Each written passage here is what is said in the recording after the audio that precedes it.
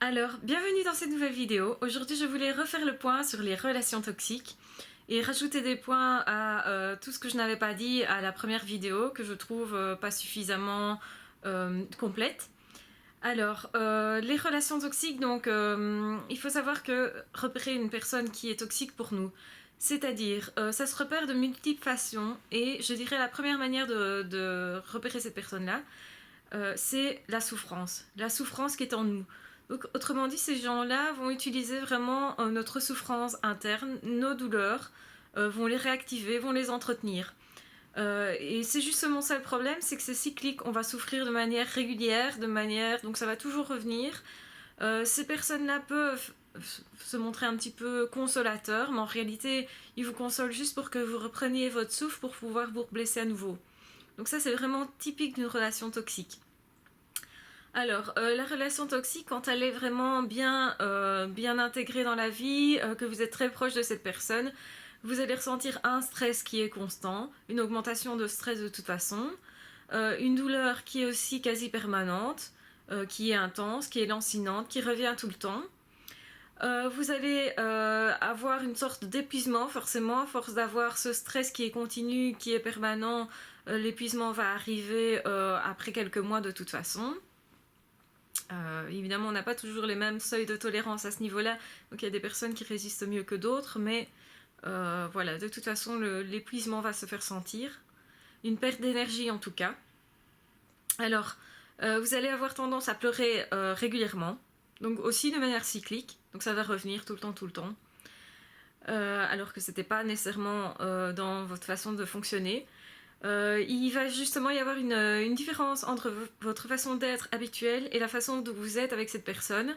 Donc c'est-à-dire que c'est une personne où vous allez comprendre qu'elle vous fait manquer de confiance en vous, qu'elle vous dévalorise d'une façon ou d'une autre, elle vous juge, elle vous critique, elle vous rabaisse et elle vous énerve. Donc ça veut dire que vous pouvez faire des crises d'angoisse que vous ne faisiez pas avant. Ça veut dire aussi que vous allez avoir des crises de nerfs, des crises de colère, éventuellement de jalousie aussi. Donc ça peut être toujours lié à une personne toxique. Donc il faut se poser la question, est-ce que je suis comme ça d'habitude ou au contraire, est-ce que c'est le fait de fréquenter cette personne qui est déterminant pour que j'ai ce type de comportement. Donc de toute façon, cette personne-là va essayer d'impliquer un comportement chez vous qui n'est pas naturel, qui n'est pas vous. Et donc c'est aussi un signal. Donc tous ces critères-là vont devoir être pris comme des signaux. Donc la douleur étant un des plus gros. Si vous sentez qu'il y a une disharmonie dans la relation, donc c'est-à-dire que vous faites énormément d'efforts, et l'autre par contre n'en fait pas beaucoup, que vous avez l'impression qu'on vous en demande énormément, voire plus que ce que vous pouvez, et que de toute façon, quoi que vous fassiez, cette personne-là n'est pas contente, n'est jamais satisfaite, même si vous avez l'impression qu'un jour vous allez la changer, qu'un jour peut-être elle va être satisfaite. Tout ça n'est que des illusions. La personne va entretenir en fait vos efforts, parce que plus vous faites d'efforts pour elle, plus elle vous tient en fait. Et donc, comment repérer ces personnes-là? Bien évidemment, vous avez une perte d'épanouissement, vous vous épanouissez très peu. Une relation qui est normale, qui est stable, qui est bonne, devrait permettre en tout cas que les deux personnes évoluent dans le bon sens du terme et que chacun évolue dans le sens où il veut évoluer. Donc c'est-à-dire que c'est une personne qui peut vous faire présenter des comportements qui ne sont pas vous et des comportements que vous ne vouliez pas avoir. Donc une personne qui peut vous faire des choses qui ne vous correspondent pas, qui satisfait d'éventuels besoins des autres, mais certainement pas les vôtres, et qui finit par être néfaste pour vous, puisque c'est complètement opposé à ce que vous êtes d'habitude. Voilà, donc ça c'est vraiment typique d'une personne toxique. Alors vous sentez aussi qu'il y a une disharmonie dans le sens où vous ne maîtrisez pas tellement les choses et l'autre par contre vous maîtrise pas mal. Vous vous sentez un peu impuissant, vous avez l'impression de batailler pour rien. Donc il y a évidemment, ça augmente la souffrance, il y a une perte d'estime de soi généralement. Donc il faut savoir qu'une personne qui a vraiment une très bonne estime d'elle-même, généralement ne va pas permettre à ces personnes-là de continuer leur manège, ne va pas permettre de rentrer dans leur vie et de continuer à y être en tout cas. Plus on a une bonne estime de soi et plus on met en fuite en fait les manipulateurs. Alors, avoir une bonne estime de soi, qu'est-ce que ça signifie? En fait, ça signifie surtout accepter ses erreurs, ne pas les considérer comme étant graves, au contraire, continuer de s'aimer, savoir qu'on est des êtres humains, qu'on fait forcément des erreurs, qu'on ne peut pas être parfait, qu'on ne peut pas satisfaire tout le monde. Alors par contre, les personnes qui ont des objectifs comme ça très hauts par rapport aux autres, par rapport à eux-mêmes, qui par exemple veulent réparer une situation passée, je parle dans ce cas-là de plutôt des personnes qui sont codépendants, comme on les appelle, c'est-à-dire qu'ils vont être en relation avec des alcooliques ou avec des personnes qui les maltraitent. C'est le cas dans le cadre de personnes qui sont battues, qui vont revenir tout le temps vers des relations qui sont malsaines pour eux. En fait, ce qu'il faut bien comprendre, c'est que ces personnes-là vont chercher à réussir là où ils ont échoué jadis. Donc ils vont être attirés par des personnes qui ne sont pas nécessairement bonnes pour elles. Donc des personnes toxiques, par exemple. Et donc, ce qu'il faut arrêter de faire, c'est essayer de vouloir changer l'autre à tout prix, le guérir à tout prix, le guérir contre lui-même. C'est pas nécessairement ce que la personne veut en fait, hein. Il y a des personnes qui se complaisent vraiment dans leur état d'esprit négatif, dans l'alcool, dans la drogue, dans la toxicomanie, qui ne veulent pas en sortir, ça leur sert à quelque chose, et donc vous bataillez pour rien. C'est vraiment typique d'être en relation avec des personnes toxiques, le fait de batailler pour rien, d'avoir l'impression de s'épuiser, de toujours chercher des manières de s'aider ou d'aider l'autre, d'améliorer la situation, et en fait d'être le seul à le faire. Si vous vous sentez seul dans la relation, que l'autre ne fait pas tous ces efforts-là, que vous faites des efforts en croyant que c'est normal, forcément vous allez être plus facilement une victime. Et ça va impliquer effectivement que vous allez avoir des problèmes relationnels plus rapidement, que vous allez laisser faire en fait. Et c'est justement ce qu'il ne faut pas, c'est laisser faire le manipulateur, la personne toxique, et considérer que c'est pas grave, que ça va passer, que vous allez quand même trouver une solution pour que tout aille bien, etc. C'est pas à vous à régler toutes les choses. Une relation, ça se fait à deux, et donc pour qu'une relation soit épanouissante, elle doit être épanouissante pour les deux. Ça doit être en tout cas à 80% absent de souffrance. Ça, c'est un problème qui est très récurrent dans nos sociétés, c'est que les films d'amour, notamment les histoires d'amour et les chansons d'amour, sont souvent perçus comme quelque chose qui fait mal, qui est douloureux, etc. Donc, c'est-à-dire que les personnes associent la douleur des relations avec le fait que ça soit de l'amour. Et en réalité, c'est complètement faux. C'est complètement faux. Vous ne pouvez pas vous dire que parce que vous souffrez, c'est la preuve que vous aimez et que donc du coup, c'est la preuve qu'il y a un amour possible. C'est absolument faux, et les personnes toxiques, les manipulateurs, les pervers narcissiques, qui font partie des manipulateurs des personnes toxiques, vont justement jouer avec ça. Donc là, sachez que c'est un défaut social, hein, parce que c'est une valeur, entre guillemets, qu'on nous apprend. On nous apprend ça à travers les films, on joue avec cette émotion de je suis triste, et puis l'autre arrive et résout tout. Et donc ça, beaucoup de personnes vont croire en fait que le manipulateur, que la perverse narcissique, que la personne toxique peut être une aide.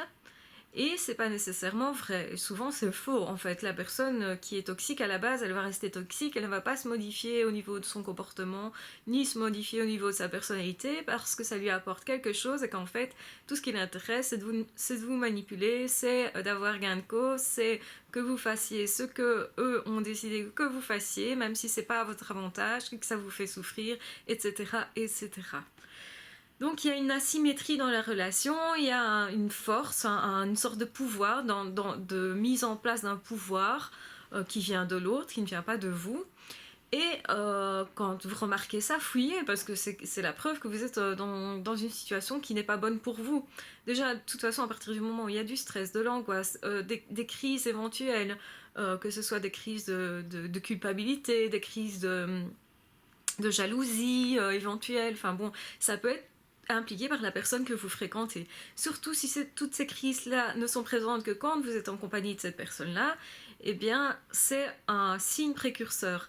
Alors, si vous consacrez tout votre temps à cette personne-là, si quand la personne n'est pas là, vous y pensez tout le temps, donc ça veut dire que vraiment, elle a pris un pouvoir sur vous.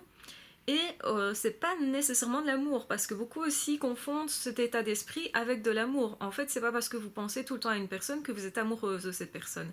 Généralement, les couples qui fonctionnent bien ne sont pas tout le temps en train de penser l'un à l'autre. C'est par petites touches qu'ils le font, Mais c'est pas accaparer l'autre. Hein. Accaparer l'autre, ce n'est pas une relation saine.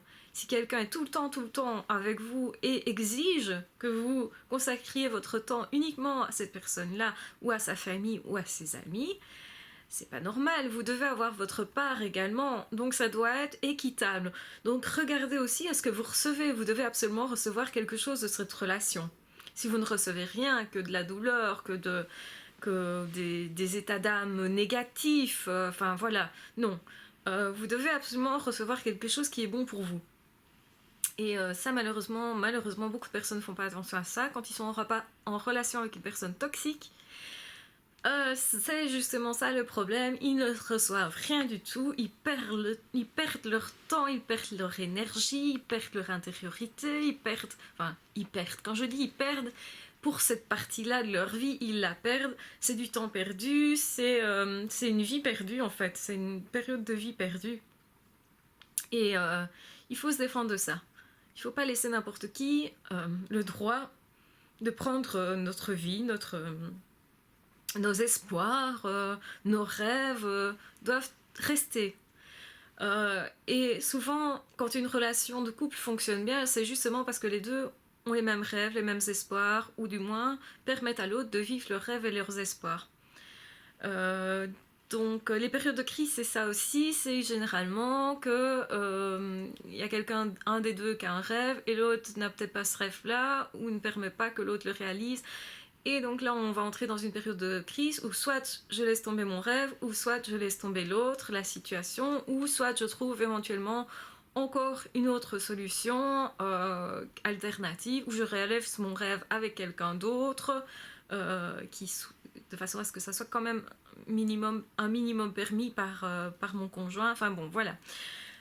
Donc, au niveau, quand c'est une personne toxique, de toute façon, on ne va pas chercher à négocier. Vous êtes le seul à chercher à négocier, en fait. Le seul à faire des efforts, le seul... Donc c'est franchement disproportionné. Cette disproportion n'est pas normale. Une relation qui fonctionne avec les deux êtres. Les deux doivent amener quelque chose dans la relation. Les deux doivent faire des efforts pour s'adapter à l'autre. Les deux, éventuellement, souffrent quand il y a un souci dans la relation. Il n'y en a pas un qui souffre et l'autre qui jouit. Parce que c'est vraiment une jouissance. Hein. Pour certaines personnes toxiques, c'est vraiment une jouissance de regarder l'autre, se débattre. Alors si vous sentez que vous avez un esprit qui est tout d'un coup englué dans quelque chose, tout d'un coup cristallisé, qui a du mal à avancer, du mal à réfléchir, du mal à reconnaître éventuellement ses objectifs, ou simplement si cette personne vous empêche de voir des personnes à qui vous tenez, vous isole, donc tout ça c'est des signes que vous êtes dans une relation qui va être toxique. Un autre signe qui est un signe interne, un signe qui est malheureusement, je vais dire, le plus criant de vérité, et malheureusement parce que beaucoup de personnes n'y font pas attention assez, ou ne lui octroient pas assez d'importance.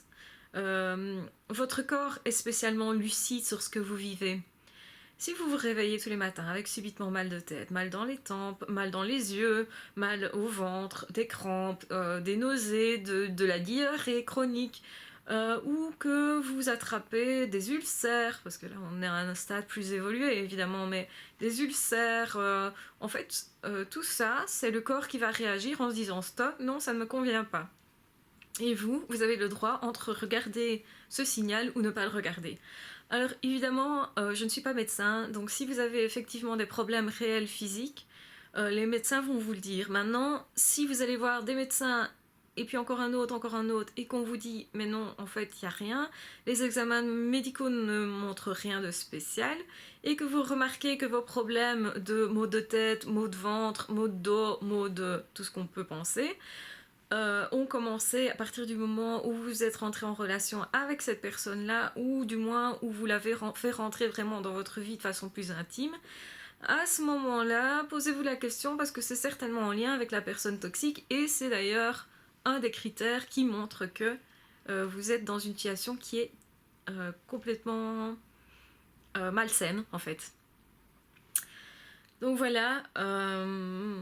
Alors, à partir du moment de toute façon où c'est un rapport de force, je pense qu'il ne faut pas accepter une relation, c'est qu'elle a quelque chose de malsain. Il faut bien penser qu'une personne toxique, c'est pas une personne qui va être toxique juste un moment. Ça ne va pas juste durer un jour, comme quand on peut se disputer. Par exemple, un couple qui se dispute un jour, ils se font des reproches pendant un jour, le lendemain ils se réconcilient, etc. C'est une relation normale, c'est pas une relation toxique. Relation toxique, c'est vraiment où les deux, en fait, il y a qu'un des deux qui fait des efforts, il y a qu'un des deux qui a de la douleur, etc.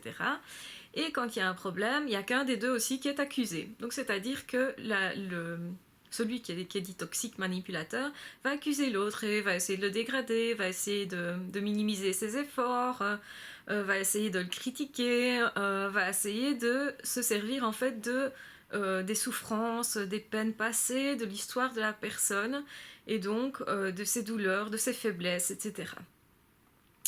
Et là, ça c'est vraiment typique aussi d'une relation toxique, c'est que ça va essayer donc la personne va essayer de réveiller vos vieilles blessures, les blessures que vous aviez enterrées et dont vous vous êtes dit, mais ça, j'ai résolu ce problème-là, il ne m'ennuie plus, c'est du passé, je suis passée à autre chose, c'est pas grave.